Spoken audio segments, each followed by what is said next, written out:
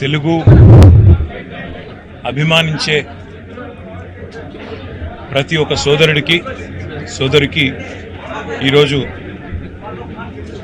జరిగిన నష్టం సామాన్యమైంది కాదు. ఎందుకంటే తెలుగు పత్రికా రంగంలో, తెలుగు ప్రసార మాధ్యమాల్లో ఒక విప్లవాత్మకమైన మార్పుకు బీజం వేసిన మహానుభావుడు గౌరవనీయులు శ్రీ చెరుకూరి రామోజీరావు గారు.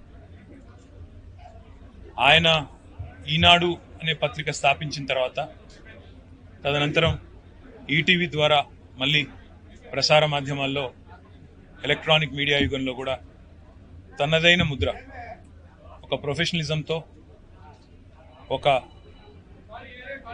విలువలతో కూడిన జర్నలిజానికి గుర్తుగా రామోజీరావు గారు చిరకాలం నిలిచిపోతారు.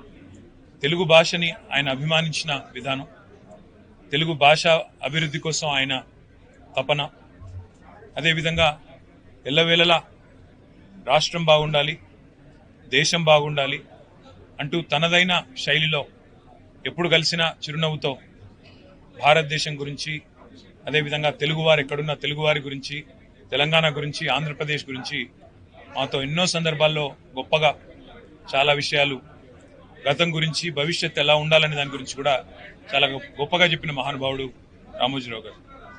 ఎన్నో సందర్భాలలో ఇదే ఫిలిం సిటీలో వారిని కలుసుకునే అవకాశం లభించింది. చాలా సందర్భాలు గంటలు వారితో కూర్చున్నప్పుడు ఒక మొబైల్ ఎన్సైక్లోపీడియా లాగా మొదటి నుంచి భారతదేశ స్వాతంత్రానంతరం నుంచి ఈ రోజు వరకు చరిత్ర ఎన్నోసార్లు ఆయన నోటి వెంపడ విన్న ఒక అదృష్టం కూడా నాకు కలిగింది. వాళ్ళ ఆయన లేని లోటు నిజంగా కూడా తెలుగు పత్రికా రంగానికే కాదు, ప్రపంచవ్యాప్తంగా ఉన్న తెలుగు వారందరికీ కూడా ఇది తీరని లోటు. ఒక యూనివర్సల్ స్టూడియో స్థాయిలో ఇవాళ రామోజీ ఫిలిం సిటీని నిర్మించాలనే సంకల్పం ఏదైతే ఉందో, విజన్ ఏదైతే ఉందో, అది నిజంగా ఒక విజనరీకి మాత్రమే సాధ్యం.